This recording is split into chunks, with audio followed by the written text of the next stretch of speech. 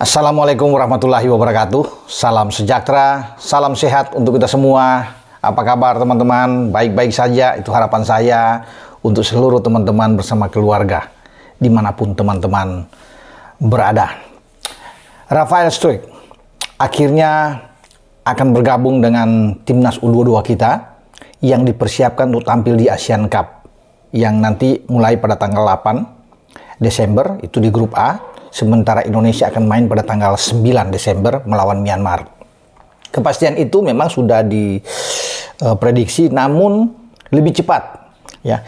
Karena semalam itu saya coba berbicara dengan Pak Manajer, Pak Sumarji, dan mengkonfirmasi bagaimana soal pemain-pemain abroad, terutama juga dengan Justin Hubner, dengan Ivar Jenner, dan Rafael. Pak Marji bilang memang diperkirakan bahwa pihak klub Rafael Brisbane Roar ini akan memberikan izin pada semifinal atau final, ya, karena mungkin masih ada benturan dengan jadwal-jadwal yang harus dimainkan di Liga Australia. Tapi kabar yang lebih cepat yang muncul bahwa klubnya akan mengizinkan Rafael untuk lebih cepat, ya, dari perkiraan. Jadi tanggal 17 Desember itu dia sudah dilepas untuk memperkuat timnas, ya, U22 yang bertanding di Asian Cup. Nah, berarti dia akan melewatkan 3 pertandingan. Pertama, Indonesia melawan Myanmar tanggal 9, tanggal 12 kembali ke kandang ke Manahan Solo. Kita akan menjamu Laos, dan tanggal 15 kita bertarung di Viet Tri Phuong sana di Vietnam menghadapi tentunya Vietnam. Jadi 3 pertandingan. Rafael baru diizinkan dilepas tanggal 17. Dia tersedia pada tanggal 21 Desember di saat kita kembali main di Manahan Solo, stadion menghadapi Filipina.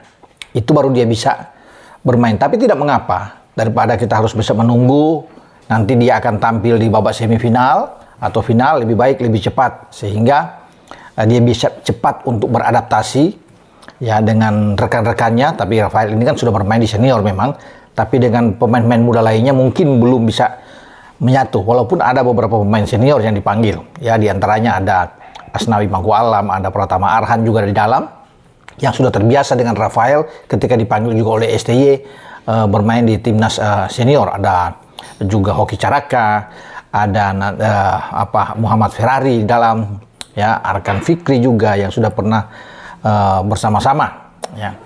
Jadi ini tentunya kabar bagus buat kita semua untuk menyambut kedatangan seorang Rafael Struijk.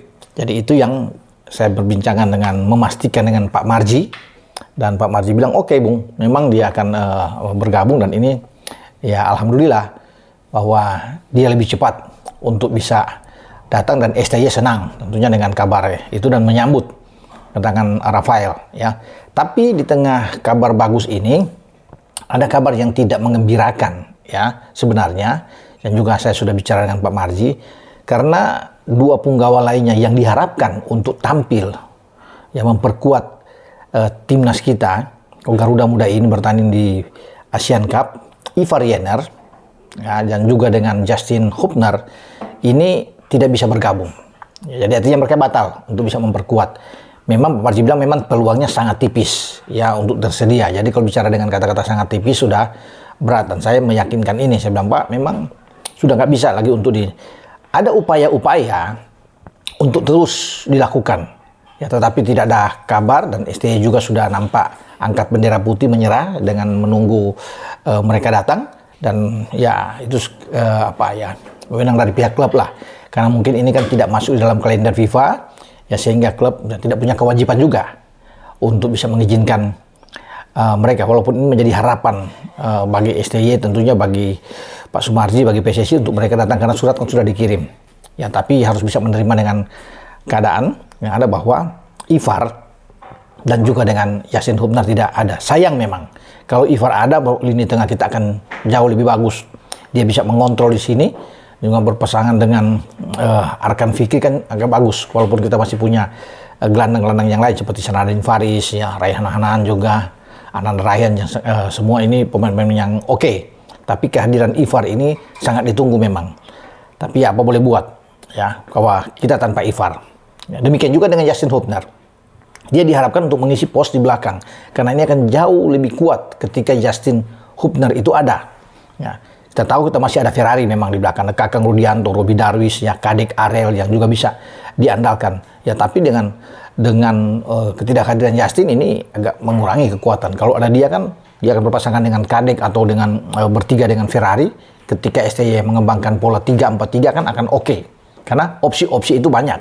Bisa saja Justin tuh selain dengan Ferrari, bisa juga dimainkan dengan Kakang Rudianto atau ada Robbie Darwish, sehingga pilihan itu ada. Nah sekarang ketika Justin Hubner tidak bisa, pasti pilihan itu akan jatuh ke Kadek Arel, Ferrari, dan bisa dengan Kakang Rudianto. Ini yang menjadi opsi terbaik bagi STY untuk ditampilkan di Asian Cup, baik menghadapi Myanmar, Laos, Vietnam, dan dengan Filipina.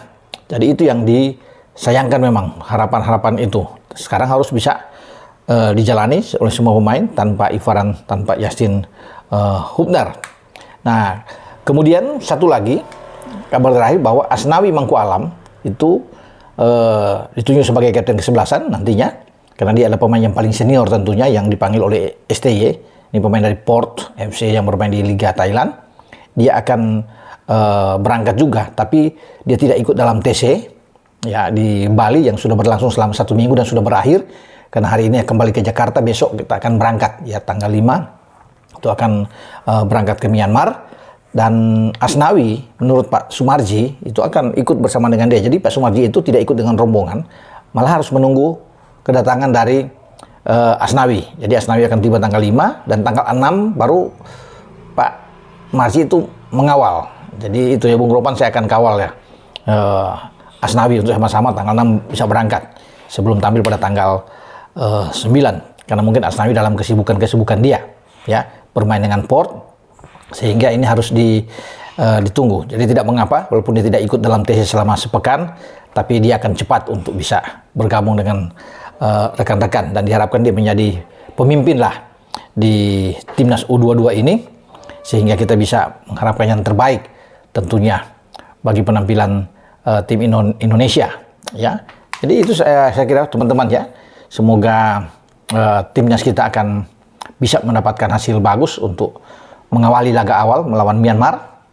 Karena ini paling penting, selalu laga pertama itu selalu sulit ya, apalagi kita tandang ya. Dengan kondisi seperti ini harapan itu ada ya, bahwa kita bisa menghasilkan yang terbaik, sehingga ketika pertandingan kedua melawan Laos ini anak-anak akan timbul kepercayaan diri yang luar biasa.